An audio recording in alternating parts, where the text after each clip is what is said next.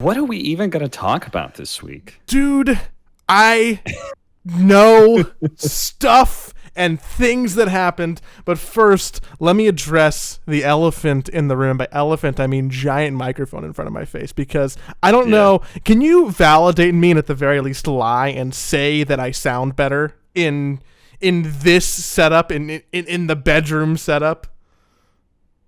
Yes. Thank you for the validation. So I'm hoping that I sound as good right here as I do recording late at night as I do out in the other set in the living room, where I don't have to disturb Nick, because even though collectively him and I have like literally thousands of dollars of studio and audio and camera equipment, I've been taking every work from home bedroom call, every meeting, every integration that I've had with work, from like an old shitty USB Razor microphone that sounds tinny and is like far away from me, and finally I'm like, there's spare microphones in my house. This was just chilling.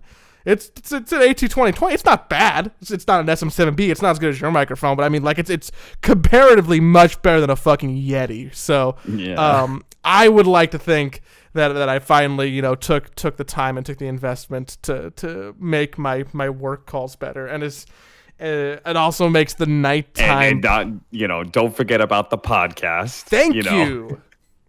We may not be getting paid anymore, but we're still professionals. God damn it, Joey. Thank you. Dude, look at how consistent we've been without anyone giving us money. By the way, rents do cap. I need to talk to you about that later. If I can, I don't know if you. I guess I don't know if you're gonna. I don't know what friend loans or something. Sorry. Man, I don't have water. I'm a disaster. It's same actually. I mean, you've seen how much water I drink when we do this podcast. I looked down like literally just before you said that, like 30 seconds. I was like, oh no, I don't have water. Dude, I don't know. When you pee, is it for just an extended period of time? Like, do you not have short bathroom breaks? Because I imagine with the amount of water you take, you just have to go to the bathroom and like really enjoy the time with your toilet. I keep myself pretty hydrated, but according to some Reddit thread, all mammals pee about the same length, all the same period of time. All mammals, no matter like size or anything, pee between like the same kind of time areas, which makes sense. Like, even though you're a bigger mammal or something, you probably can't afford to just be, just peeing and being potentially hunted down by predators for 2 minutes at a time. You can run and pee. Yeah, you can done that a couple times. I've done that. I've actually done that. I did that in boot camp. I really had to pee, and we were running, and you gotta go. Like, you're not allowed to stop. So I was just kind of doing this half jog sideways while peeing off into the side into a ditch. How many people were around you? Like a good amount. The thing is that like when you're in the military, like you're naked around people all the time. Like, you have no shame at that part. It just gets taken all away. So peeing in front of people, like, I've had conversations. I remember there was a conversation I had with somebody. Me and some other guy got done with in the showers, and the showers are like 3 big circular deals with a whole bunch of heads in just a big open room. And everyone showers all in the same area. So there's anywhere from 20 to 80 dudes, all packed in this room. That's hot. And then I remember me and this other guy, we finished showering, and then we went over and the bathrooms were before you actually head into the main area where you're supposed to sleep. And there was some dude shitting, and he started up a conversation with us, and we stayed. And that dude was totally naked on the shitter, and the dude next to me was totally naked. I had a towel, but like, I didn't really care that much. I just remember sitting there thinking like, man, this is just weird that this is now the norm, that I just talk to some dude and he's totally naked shitting. Like, this is the comfort level that I have now with these people. Yeah, September Fine, all that stuff, right? Go. all that societal, like you got to stay clothed and all that sort of thing just gets beaten out of you real quickly, and you're just like, this is the new norm. I Yeah, I'm not like a nervous peer. I don't have too many problems with general nudity, but like I think that the thing that I'm most prude about would I guess just be doing that. I'd be like, yeah, I just would rather not. But I've never forced myself. Like I've never even taken a shower at the gym with a bunch of people. I'm just like I'm gonna go home where I don't think I'm gonna get foot fungus from the floors that haven't been Oh cleaned in a yeah, while. yeah, yeah. I have no desire to shower in public places for the same cleanliness. It's all about the foot Yeah, fungus. It's all yeah. about that's what it comes I don't down care to. about anybody seeing me naked. I care about walking around on those floors naked. Yeah. Even more so now. Like I guess maybe you're cleaner in the shower than the rest of the gym. Ironically, in 2020, because there's probably some type of airflow. Yeah, but I don't- nobody's wearing a mask in a shower. Oh, that's true. So it's more dangerous there. So there is a local gym by my parents' house in the town that I grew up in. I'll dox it. Beautiful Simi Valley, California. Shout out to Simi Valley, and anyone who wants to know about that, please. I'm very sorry if you know about that. Anywho, there's a gym, and Simi is interesting because it's California has like slightly gerrymandered districts, even though it's not really legal. And the district that Simi Valley is in is kind of like the weird red Republican district that's like really vertical and doesn't make much sense if you draw it on a map. It's like corralled in with districts hundreds of miles to the north. And they're generally lower middle class white people. Shout out to me, who grew up there. And Weird flex, but okay, go on. I really want to show that lower middle class white person pride. Yeah, we want to have make sure we got that street cred, Yeah, check that privilege, right? Where my fellow poor people. So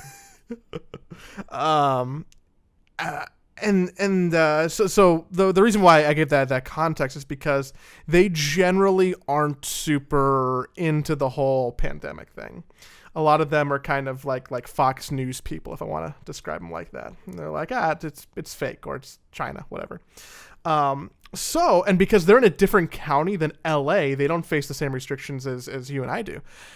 And as such, one of the first things that they opened back up were gyms pretty early on. But you're not really allowed to do full indoor gym exercises per the state of California. So they've compromised by just turning their entire parking lot into a gym. And outdoor gyms. Yeah. No, I've seen that. That's becoming a thing. It's becoming a thing. And I know that there's a lot of people doing it. I don't quite think it's a good idea. Whatever. I'm not a scientist. But I was just enthralled and appalled driving by this gym and seeing, I shit you not, probably about 100 to 130 people outside in less than 1,000 square feet of a parking lot. They were on top of each other, no masks anywhere, spotting each other, doing a lot of deadlift lifting, doing a lot of just like I think in the middle of the gym there was a CrossFit class going on, and just 100 people in the middle of the sun, huffing and puffing, zero maskage, and I'm like, I'm so happy I moved out of here. Yeah, I've just become very comfortable with the idea that this is just going to be a continuous thing. We're still going to be talking about this from a year from now. Basically, I need to get back to my finger. I think is officially healed enough where I can get back to weightlifting. So I'm pretty excited about that. I have to get some new weights, but even 6 months later, it's still kind of hard to buy them, and they're still definitely expensive.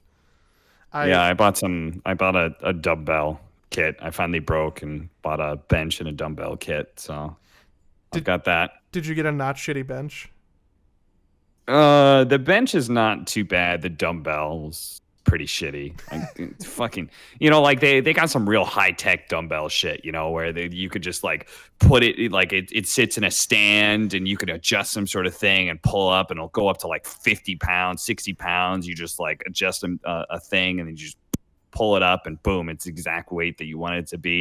And I was looking at that and I was like, that'd be really cool. And it's like $600 and I'm like, not for that fucking price, no. Dude, weights are expensive.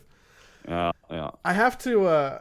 I was pretty disappointed in myself. So I haven't been lifting in probably about 6 months in any regular cadence, and even before then, it's not like I was someone who's like a meathead and lifting all the time. I'm not Blitz or someone. Like, I'm not just going to the gym and being like, oh, look at me, I could bench press. I'm gonna put it on Twitter. He'll never hear that, so I'm glad that I can. Um, Anywho, check his He Twitter. doesn't Does it. listen to anything that we do. Yeah, I know. That's fine. I love him very much. What was I saying? Oh yeah, Blitz. Anywho, I'm not that person, but I like to have some like weightlifting is like the exercise to me that I can do that's relatively low impact. I'm pretty above average at it just because of my build, which gives me like a little bit of a self-confidence boost. And I can like keep to a routine and I can see results and I like it quite a bit. So even though not super serious, I have like a set of weights at home and like a shitty bench, which I don't recommend. You should really spend the right money on a bench to actually lift stuff. And I made the mistake of doing something that I know saying out loud is stupid, but I went right back to the weight that I was doing in March. I lay down. I get on this bench. I'm listening to a YouTube video. And I'm just like, okay, yeah, this is just like, let me do like some chest presses with like some 50-pound dumbbells, one in each arm, right? Mm-hmm. It wasn't gonna happen, and I haven't quite. This happened literally like 30 minutes ago, dude. I am not quite over the personal trauma of. It's really humbling to realize, oh fuck, I'm not as strong as I used to. It's like a very easy metric that you can directly go, I know I used to be able to do that, and now I definitely cannot do that. And Yes. that sucks. Yeah, you're just like, oh, I'm worse as a human being than I used to be. Yeah. That's unfortunate. I have less muscle, but I somehow weigh more, so I can't even use that as an excuse because I can't do that. My arms are less big, which means that I'm not gonna get all the ladies because that's all anyone ever really wants, right? And now I have to go back to like some fucking training regimen that I'm gonna kill myself over because I'm like, welp, time to spend all my free time getting back to that marker I was at. Dude, it's so annoying. It goes away so quickly. Like, yeah, everybody always, it goes away quickly, but it comes back quickly. Like, that may be true, but it still sucks that it goes away so quickly. I don't understand. See, now the knowing that it goes away so quickly is what really makes me curious about people who are big fitness heads, like the people who look like an Instagram model and just have their six packs, have these really defined veins. I know half of them are photoshopped. I know half of them are dehydrated. But there's a lot of people who are like really on that lifestyle and grind. And it's wild to me to think about that, if those people just stop for 2 weeks or a month or God forbid 3 months, they just look completely different. They've lost years of progress.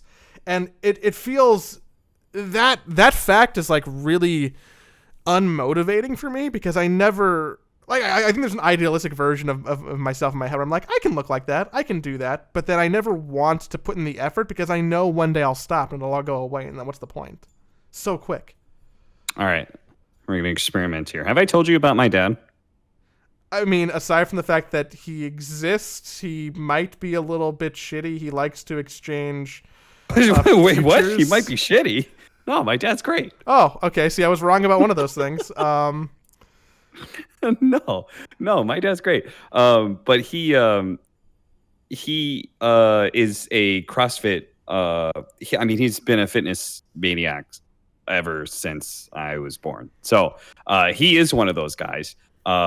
And if you've ever met him, he looks good. Okay. And I'm gonna show you a video he sent me just the other day. Nailed my he is getting into, so he got into CrossFit probably about 15 years ago.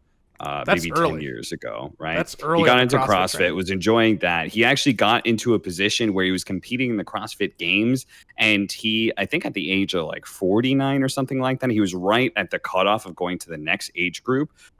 He competed in the CrossFit Games and got really, really close to actually going to the next level and going to nationals and appearing on TV doing CrossFit competition. Like, that's the level of fitness that my dad was at, right? And so the next year he was going to enter into the next age group, giving him a better chance of being able to make it. And then he hurt his shoulder, and he had to have surgery and stuff. And it's been a minute since that whole thing happened. But now, over the last like 3 years or something, he's been getting into Olympic weightlifting. So, all snatching and stuff like that. Yeah, a lot of powder, a lot of grunting, a lot of really taped knees, if I remember correctly. He's got he's got a really nice home gym, and he sent me a video. Nailed my 3x3 hang power snatch at 135, up 5 pounds from last week. He just sends me videos like this. That sounds like someone.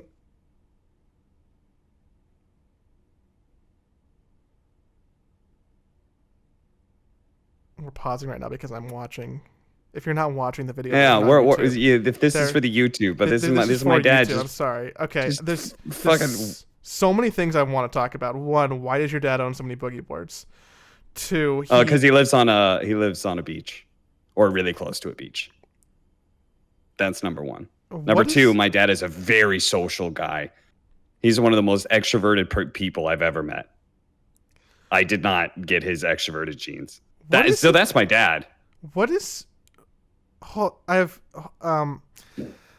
It's incredibly demotivating to have as your father just be every single time I've achieved some sort of physical fitness peak in my life when I was in the military or whatever, there's always something in the back of my head that I just know my dad is in better shape than me. Yeah, all I can think about is what is it like to have an objectively hot dad, and what does that do to your self-confidence? I mean, again, it's just demotivating in some ways. I don't know. Some people, Dude. Blitz is oh, you were not motivated by that to begin to no. You grow up with that. My dad tried to get me to work out when I was 10, 11, 12. I was this ain't me. I think that goes both ways. And before I forget, shout out to your mom. Good job. Well, they're divorced, you goober. Damn it. Okay, let's clap and edit that. Anywho, before damn it, I fucking derailed myself so hard. Fuck. I think it really does go both ways, because my sister, her fiance, her dad is in a similar situation as your father. Mm-hmm. Personal trainer, CrossFit person, objectively attractive and very in shape for someone in their 50s, has been for a long time. But my sister's fiance went the other way than you did, in the sense that and I'm sure this is there's a whole psychological yarn to unravel here, but basically sure. The fitness was the only way to really bond and get acceptance from his father. So he became someone who was just as fanatical as dad, just because that was the only way that they can communicate together. So I guess I could see it now. Now I know both sides of the coin, right? Yeah. Okay. I can definitely see how that works. Fortunately, my dad has been pretty accepting of all the weird shit that I do, talk about video games for a living and stuff like that. But I could definitely see, because it is a bonding experience when I am weightlifting and stuff, and the times that I do get into it and I talk to him, but that is a bonding experience for sure. But so I could definitely see how that other side of the coin works. But yeah. Now I'm just thinking about how your father's attractive, so I guess I gotta get that out. Yeah. I mean, my parents did have me. Weights, both my parents are very attractive. I should show you a picture of what my dad looked like when he was my age, because I recently saw a picture of it, and this is an interesting story because I don't have the media to provide it, so no one is gonna see at this time. But we look exactly the same, and my dad is not an attractive person, so that just makes me worried about what the next 20 years are gonna be like, to be honest. So you think you're just gonna age poorly? Is that what you're saying? Because you're not unattractive at all. Yeah, again, really appreciate that. First the microphone, then this. Everything is just really coming up roses for me today. Yeah, I think that I'm going to be okay because I have the self discipline to not gain 100 pounds eating food like Ah, he did, if not more. okay. And so there's like I so have like his bone structure and look, and it's wild to me. I'm watching my sister grow up, and I was always teased when I was younger for having an attractive mom. Um, Mm. I think people would say that I objectively have an attractive mother, which is a sentence that I never want to say again. Let me just forget about that one. And it's wild to see, you know, the comparisons because, like, my sister got all the good genes in that regard. She looks just like my mom, talks just like my mom, and now I realize that I look just like my dad, and I'm worried about having heart disease and diabetes by the time I'm 30. So, I really, I really didn't get those traits. Uh, Can real quick before I pose yeah. a Dota question, I want to circle back to a conversation from literally 20 minutes ago to chime in on Uh-huh. something because I might never get the opportunity to again. I'm worried that I pee too much. Like you're drinking too much water and you're Just that I don't force myself to hold my urine, and Oh yeah, don't do that. no, but like I'm accustomed to going to the bathroom at literally the first instance of I have to pee. Okay. And I know that I could wait an extended period of time after that. The feeling will go away a little bit. It'll come back. And then, like, there'll objectively be more in my bladder to expel. But I feel like, Okay. if my bladder was a phone battery, I always recharge it when it gets to 80 instead of letting the battery go to, like, 20 or 10 or 0. And I don't know if that's good for So the you're life of the afraid battery. you're wearing things out too much? Yeah, or just not training myself to be able to hold it for an extended Do you period of wake time. up in the middle of the night frequently to go pee? Never, Oh, okay. Well, never. I mean that was the first thing that I thought of is that life experience wise, your quality of life is going to go down if you're going to be waking up a lot to go pee in the middle of the night. But if that's not happening, I can't imagine it's that bad. Maybe I hear it's a thing that happens to old people. So I think maybe we both might Yeah. collectively be too young for that still. But Yeah. one day we'll The future is going to be dark in that regard. one day we're gonna get our prostates checked. But Isn't that weird? already had my prostate checked, baby. I wanted to ask a Dota question, but why? Just for general health purposes? Personal recreation. Okay. Well, you know what? No. I when I initially applied and got my job at the paper factory. That's a really weird requirement, dude. They're like, you got to be able to drive a no. forklift, and you got to be able to go at least 2 knuckles deep. Okay. No, when I got okay. So first of all, when you join the military, they do a little checkup, but they don't go in. Right? They just kind of like peek underneath the hood, hemorrhoids. but they don't really reach in there a whole lot. But so like I thought that's all it was. But I had to get a physical. I had to get a physical done in order to get this job at the paper factory. Just kind of like standard practice, right? Mhm. I believe the checklist on the physical, the problem is that most of the people working there at the paper factory are anywhere from like 45 to 65.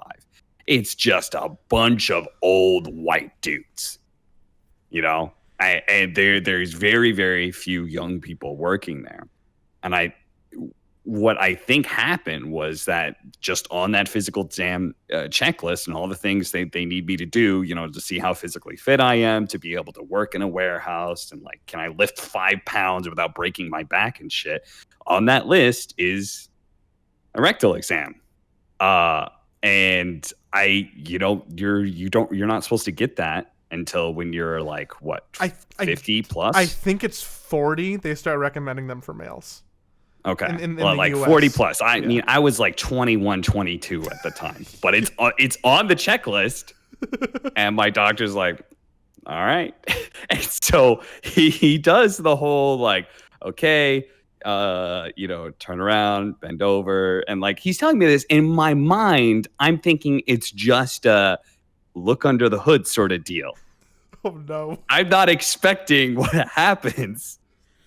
Oh. And let me say, it was a very shocking experience, and I was, despite the warnings, I was not ready for it.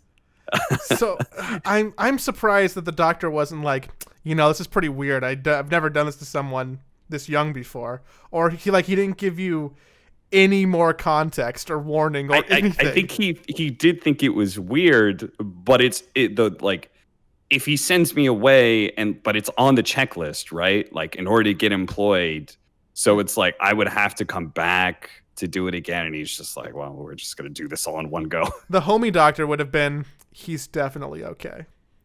Yeah, the homie doctor would have just been like, all right, whatever, check. He's 20. But my doctor, unfortunately, was a little bit too ethical for that and went through the full exam. And we need. Let me just say that that always been something like this. All I remember was the doctor behind me. Just breathe, and I'm just going, what the fuck is happening right now? So yeah, I've experienced that. Yeah, did I tell my mom? But yeah, she thought she was like, "What the fuck?" I told that story in the military. Everyone got a kick out of it. I told the story in very graphic detail, and it was that was the best reception I've ever gotten for a story I've told. They thought it was fucking hilarious. Dude, that is really funny and incredibly unfortunate, but really funny. Your doctor, we need more doctors like your doctor in this world. They really care. They're super ethical. They don't, discharge people with COVID. It's great. God, America's gonna die. Yeah, if I was rich, then my doctor would have just been like, whatever, this whole thing's fine. You're good to go. Give me that copay, baby. Yeah. I have zero segue to this. Dude, isn't it crazy that Crazy got rid of their Dota team? Oh, yeah. There's no NA orgs left, man. It's sad. It's just sad. Like, I wouldn't make a joke, but it honestly is just terrible. Is it? Does Beast Coast count? Beast Coast does not count because they're repping an SA team. Okay. There are plenty of SA orgs, fortunately. Whether that's due to cost or whatever the reasons are, there just is. Honestly, if I was I think Beast Coast was incredibly smart because they are an NA organization, but they are obviously quite low on the totem pole. It's a huge opportunity to be able to represent an SA team, especially the best SA team in the world that guarantees a chance to go to TI. Like that's massive. And your costs are not going to be nearly the same as NA, where the cost of living is higher and the ego is higher. So, yeah, mostly the cost of living, but also the ego helps. Yeah, I'm trying to think of counterpoints. I'm like, well, I mean, there's evil geniuses, and there's Chaos, who isn't a team. Yeah, they're not in Dota. Dota. Chaos. Greg he started in Dota and he doesn't want to be in Dota. It says a lot. There are a lot of people who want to be Dota. God, for God's sake, Quincy Crew has been winning back to back first places, and they're not sponsored. Yeah, who would even want to? I mean, I'm sure there's a ton of orgs who don't have a team who would be like, maybe. Cloud9 probably got burned one too many times. I'm sure there's other places in NA, maybe Optic wants a roster, maybe NRG wants a roster. Like, there's brands that exist in the space, but why would you get a Dota team now when we don't know what's going on with the DPC?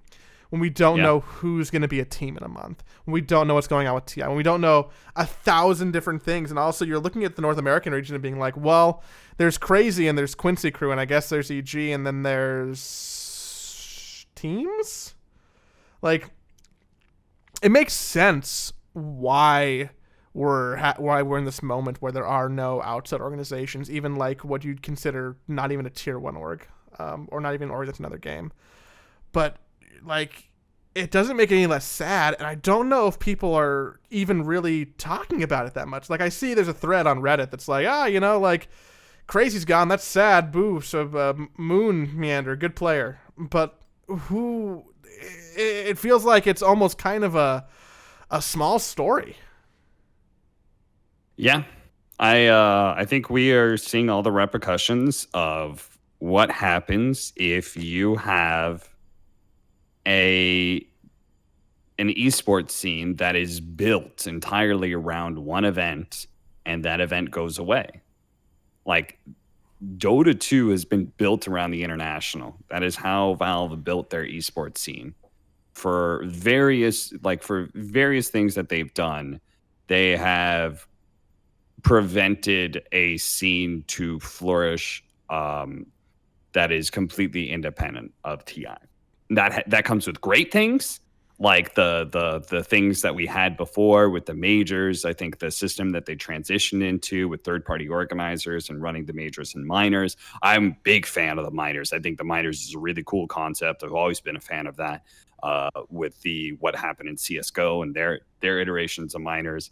But it comes with significant costs as well, and we're seeing that now. When TI gets taken away, you're taking out a huge amount of prize pool that is given to the players. Granted, a very small percentage of the players, but there is missing literally millions of dollars that would go to players. Tens of millions that of is dollars. not there. Tens of millions of dollars. It's just not there.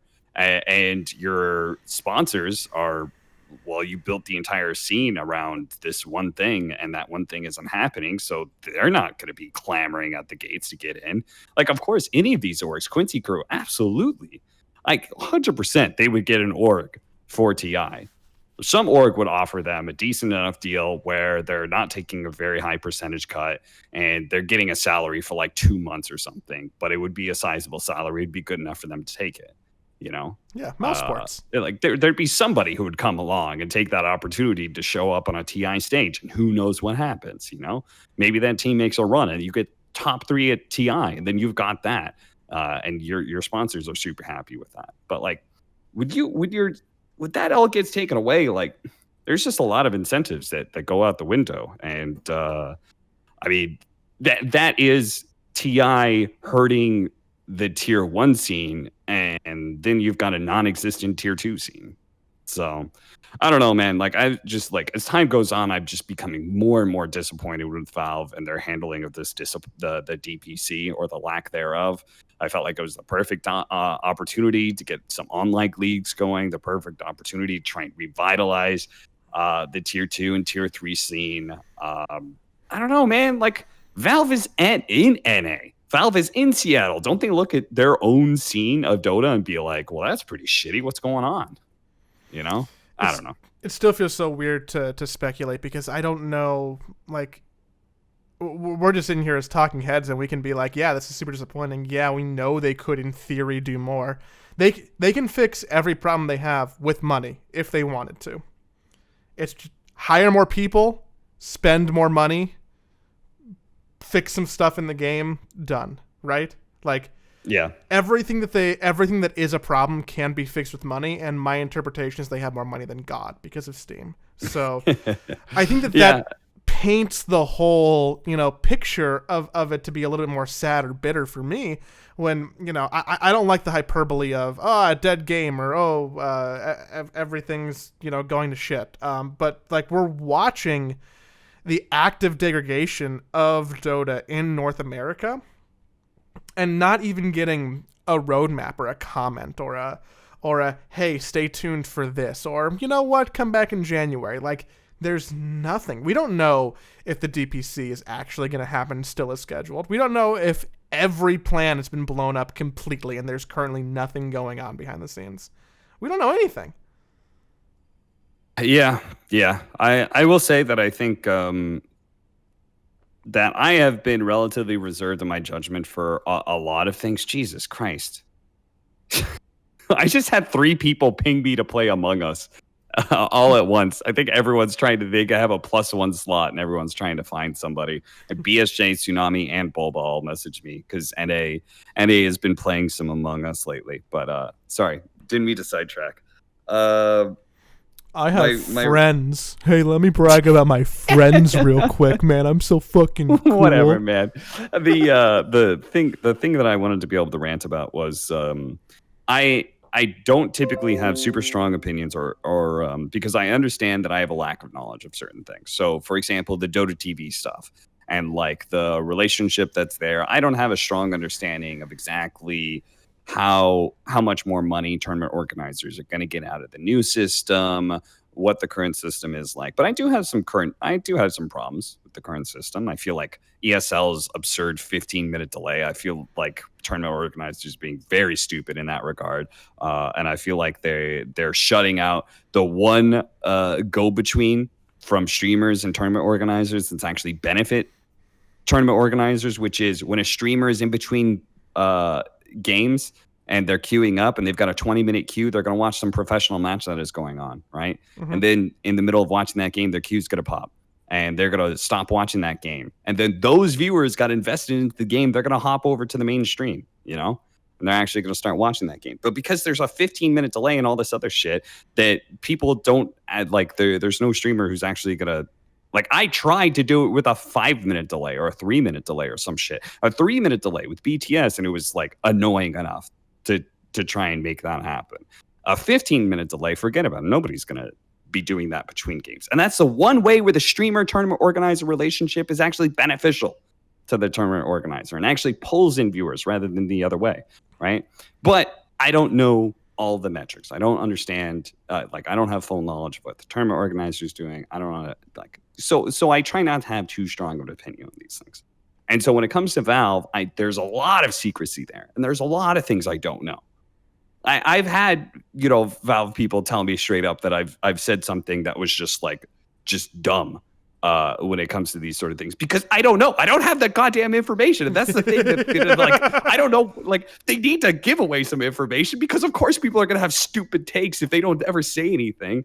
Yeah. They could, like, for if example, they wanted to, they could like plant little seeds of information among people, and then just like, they could leak stuff to you and then have you say it around, and then people be like, oh yeah, that's a good idea. But like, that doesn't even happen.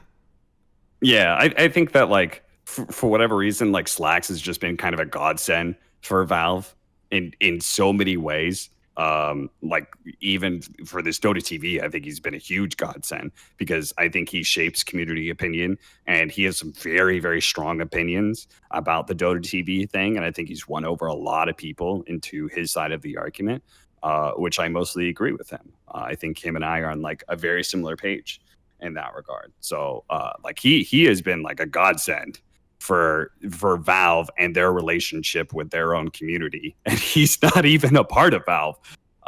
He's just a funny guy, But I think that the problem is that there's so much, like, we just don't know what exactly Valve's doing or what they're planning to do. I can say I know, for example, that Valve is helping tournament organizers get tournaments going. I know that they're doing that. But the thing is, I don't think that's public at all, right? And so it just feels like the DPC is not happening, and everyone's just left with like kind of because there was a point at some point in time where we're expecting DPC to happen. I don't know if too many tournament organizers what their plan was, but then all of a sudden our DPC wasn't happening, and we didn't have like a ton of tournaments on the horizon. And I know Valve basically sent out emails to tournament organizers offering to help them get tournaments going, and that is just completely hidden, and I have no idea. Like, I know that little piece of information, but I have no idea what else they could be doing.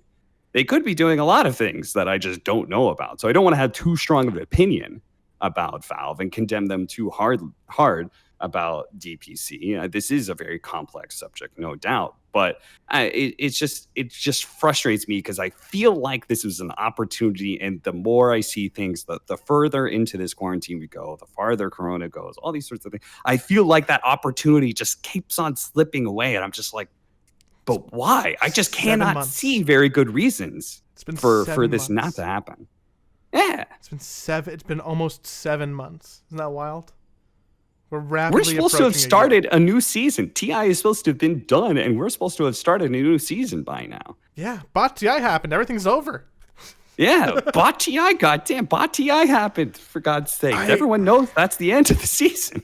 so Worlds is going on. League of Legends Worlds is going on Mm-hmm. actively right now. And I know this, and I am watching more League of Legends than I have in my entire life because Liquid's playing in the group stage and blah, blah, blah, blah, blah, right? Like, go team. They let me pay rent. And I have a lot of mixed feelings watching and knowing what Riot did in order to make Worlds happen and in order to make the rest of their normal season happen. And I understand that there's so many, like, extra outside factors, right? Like, they have a ton of money from sponsors that they need to convert on. They can't just not do Worlds.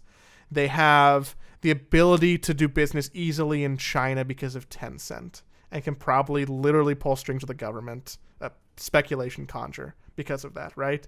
So they get to put on this event. Their marquee event is going on in some way, shape, or form. They're in a sound stage. Their desk for the players is comically long because everyone is sitting 6 feet apart.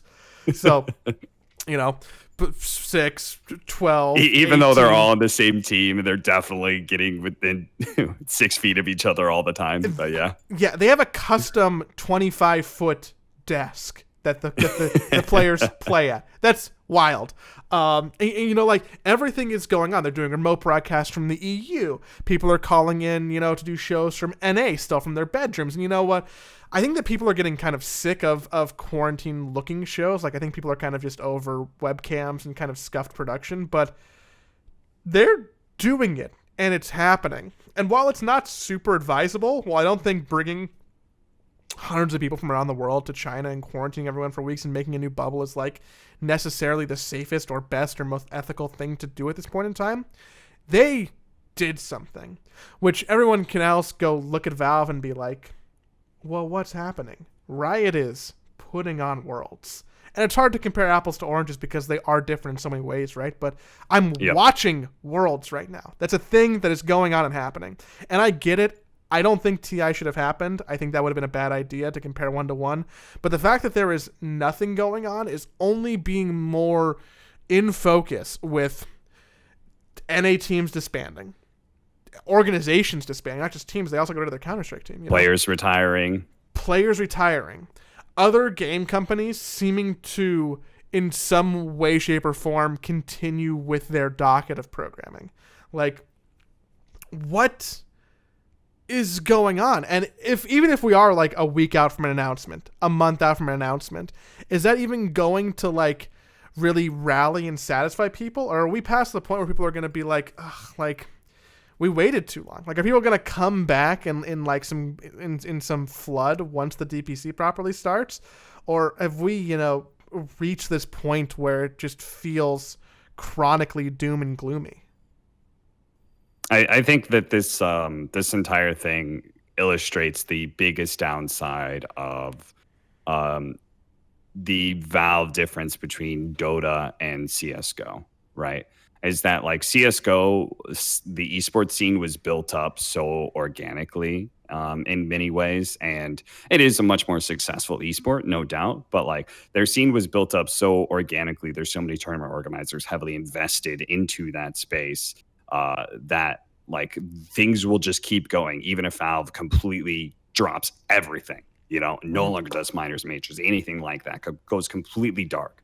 A very vibrant tournament scene will still be going on because of years of CSGO esports growth and the things that have ESL been Blast built up. DreamHack. Yeah, and I think Dota, like, again, because TI took up such a massive chunk of everything, and it was even like it took up even more back when it was the Valve major system, where they would hire like basically white label ESL, PGL, etc. to be able to run the event.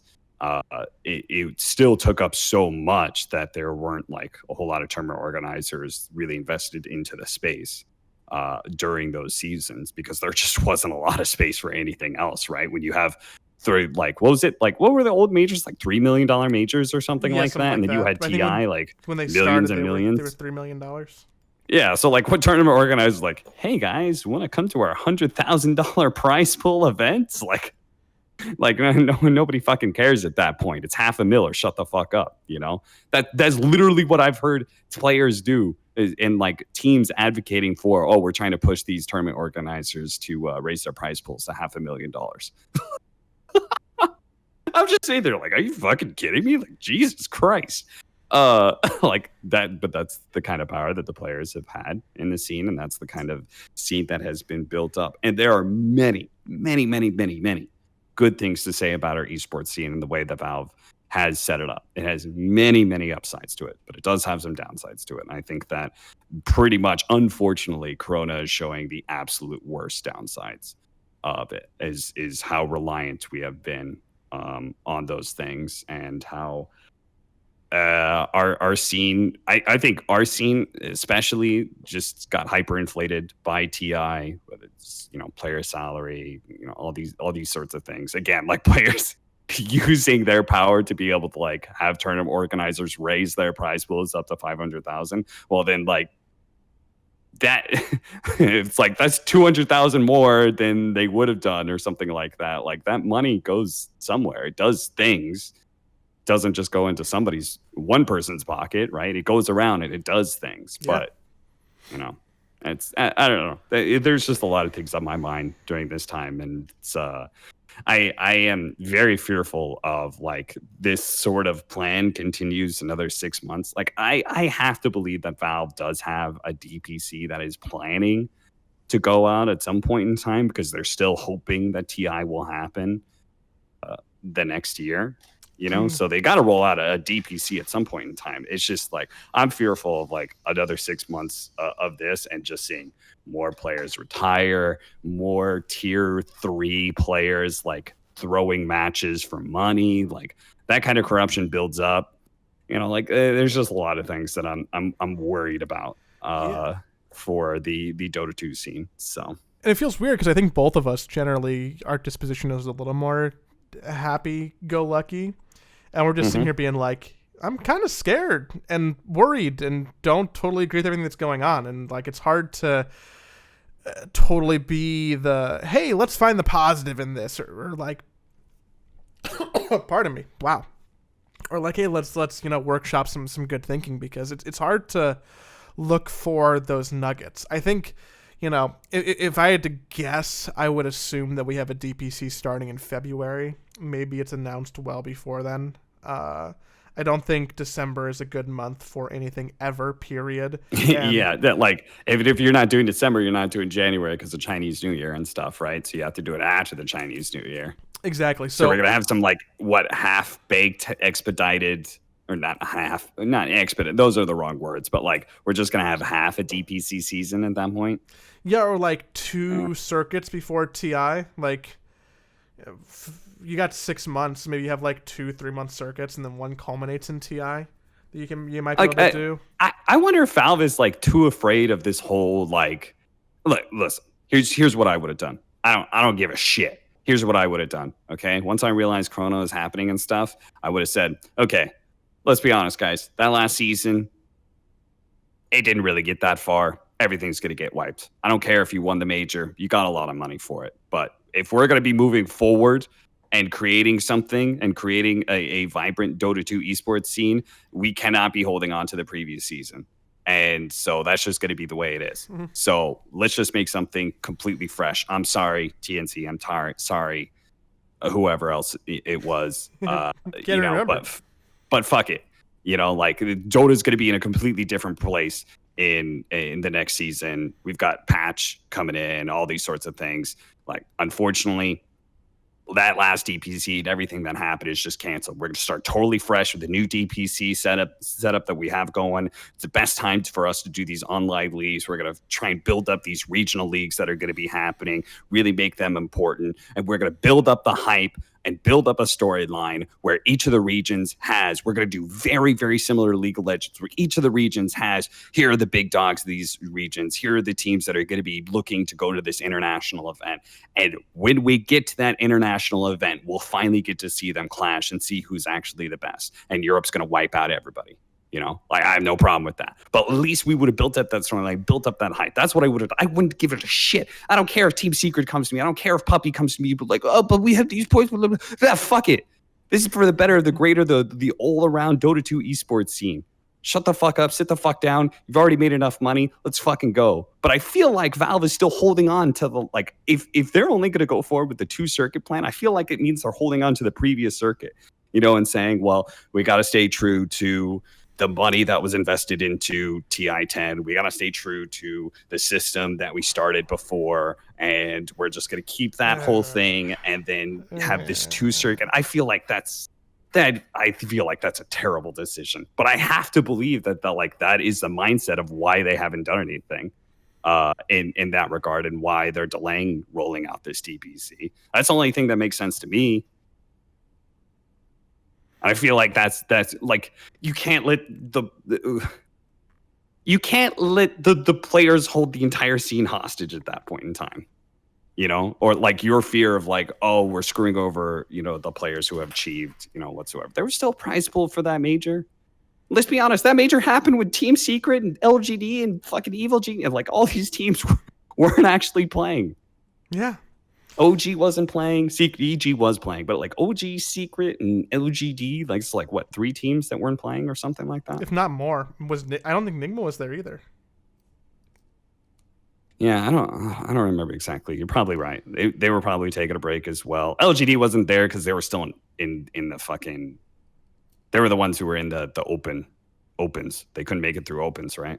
Yeah, I think that was them. No one should care about what happened in February 2020. I agree. No one should care. There'll be some salty. No one should care what happens in October, November 2019. That was when the major happened, right? The second major was going to happen in February or January. ESL 1, right? That ESL Los Angeles, I think, was March. Oh, okay. So I mean March then. But like, didn't the first major happen before December? I don't know. So like, we're talking about 2019, and we're talking about a TI that's going to be happening in 2021. Yeah.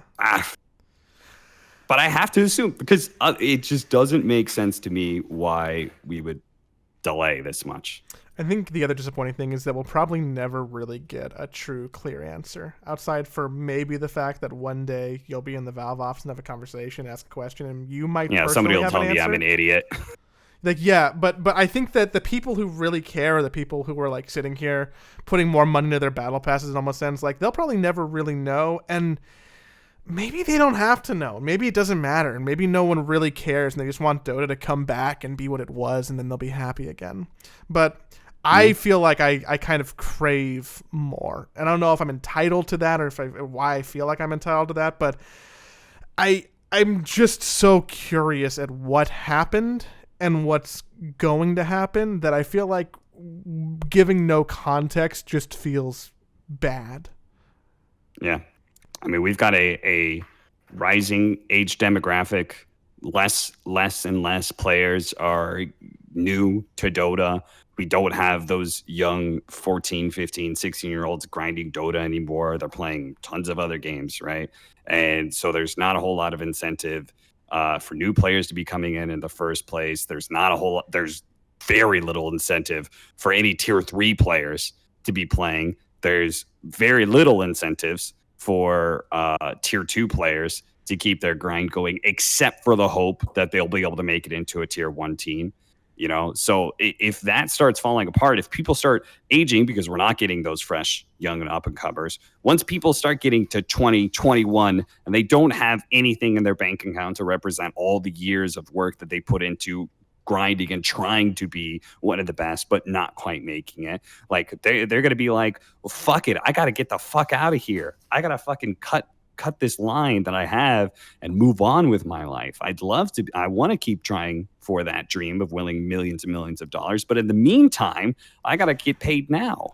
I got to fucking finish my college degree. I got to get a real fucking job. You know, like I got to do those sort of things and move on with my life, because this is not a job. This is not a career at this point in time, because there's nothing to show for it. Man, Cap, I feel like, you ever get a shirt that just has like one thread? You're like, fuck, hold on, let me get rid of that thread. And then suddenly you Yeah, pull it, and then you yeah, ruined the yeah. whole collar of the shirt. Yeah. I think that's what just happened here. I think that we were like, oh man, isn't it wild that NA's losing some Dota teams, and then suddenly, bam, world's ending. And I know we weren't that hyperbolic, but like I'm sure some people will listen to that and be like, wow, that was kind of grim. So I'm worried. I'm worried that we just unraveled the whole shirt, and now. What were we talking about? Yeah, We'll dude, patch your it up. dad I is voted. so attractive. I voted the other day. Yay! I did that. You voted already? My dad's attractive. Yeah, I voted already. Voted by mail. I haven't got my ballot yet. Sucker. I should get mine soon. I'll vote soon. Something else happened to me. Oh, that's right. You know what I did today? I did a voice acting audition, and they wanted the read to be in the same style as the old monster truck. Remember that video? Sunday. They wanted us to do they wanted us to do a take in that regard. Oh, I had so much fun doing it. I'm pretty sure my downstairs neighbors think I'm a fucking maniac, because there's no other way to do that but scream. Were you like, or at least fake revving a truck loudly by you? You're like, I gotta get in the mood. Well, it wasn't even for a monster truck rally, but they just wanted it in that style for something else. It's actually for a mouse. It's a good point of reference. I've definitely given that note as a creative director before, to be like, those monster truck commercials, I want that energy. Mm-hmm. And I worry, actually, now that we're talking about this, that's going to be a reference that's just literally lost on the Zoomers, and they'll not know what we're talking about. Well, if you go and look up that reference, it does not end in a politically correct way. So when they sent the video, I was like, of course I remember this, right? And it's like, oh yeah, this is, I was listening to the video, I was like, oh, this is great. And then it cuts off at the very end. You know what it cuts off on? Uncle Sam doing the point at the finger, and it says, be here, and then it cuts off there. And I'm like, there must be a decent more. I was thinking like there must be a lot more to that video, but they just decided to cut it off there. No, there's only another 3 seconds, and it's not be here or be square. No, it's something that rhymes much better with here. That is very, very homophobic. Oh, got it. And I was like, so I found the original video, and I heard that be here or be, and I was just like, oh no. I loved it. That video is hilarious. Oh no. Man, you know what though? That makes sense for monster trucks. I feel like there's still a lot of Confederate flags going on at monster truck rallies. That happened to me. Still a thing? They had to still. That similarly happened to me when I went back and watched a clip of Aqua Teen Hunger Force. Mm-hmm. Do you remember the hand banana episode? Some OG Adult Swim. No, I was I think a hair too young for Aqua Teen Hunger Force back when it was like an Adult Swim prime. I wanted to watch Inuyasha. Okay. Oh, you were that guy. Disgusting. I wanted to watch Future. For the record, I have to defend myself. I wanted to watch Futurama on Adult Swim. Okay, that's actually what I was watching. Of course. Okay, and that's the good stuff. But yeah, that like you just can Google it. Aqua Teen Hunger Force hand banana. That like, whew. I was just like, oh, this is so funny, and then it gets a little bit too far, and I'm just like, oh no. Teenager Cap was thought this was hilarious, and now adult Cap is like in 2020 is like, oh, that's a little awkward. Yeah, it's funny how that happens, right? But hey. Society, progress, change. We're doing something good, I guess. But until then, I think we're just going to keep on mindlessly wasting people's hours. I wonder, what do you think someone was doing listening to this podcast? I'm going to bet one person out on a nice walk, they got stung by a bee. And now they're going to associate bees with our podcast. Another person in the shower and peed a little bit on their leg in the shower. Those two things happened during the podcast. That's my guess. That's we don't have that many viewers listening. 2? We have I see the numbers. I know that we have at least 2. And one of them is Okay, but what are Avid the chances Walker. those 2 people are doing those 2 exact things? If we were Joe Rogan and we said that, you'd be on the money because there's millions of people listening. So of course, at least one of them is going to be peeing in the shower on their leg like a degenerate. How many people have gotten laid listening to the Sidepole podcast? None. Matt says 0. at least In one. fact, they've been cock-blocked by the Sidepole podcast. Some guy was like, he picked up his date and he still had the podcast going. And she's like, "Oh, what are you listening to? Just a podcast. You wouldn't be that interested." And she's like, "No, please, I want to hear it." And then he's like, "Okay." And then he's sitting there, Cap and Joy, don't say anything stupid. Don't say anything stupid, please. I'm trying to impress this girl. And then Joey comes on. "So have you ever pooped yourself in public?" Why does your Joey voice sound a lot like your Sayori voice? Everybody has. I'm sure that she turned around to him and she's been like, "Yeah, actually, I've done it twice." And he was the person who stopped it because he knew. Oh, so he was like me. He's like, "You're fucking disgusting." Remind me next week to tell you a funny story about me getting cock-blocked, and I'll leave it at that. And then people can wait with bated breath to hear that story, which is very fresh and still in my mind next week. But until then, thank you for spending this hour with us. You should follow us in your podcast player that you're listening on. Spotify, Apple, Google, the web. Just do it. It helps. We appreciate it. If you leave a review on Apple, you know what? Haven't done this in a minute. Gonna start reading them again. I'm gonna pull a new fresh review next week.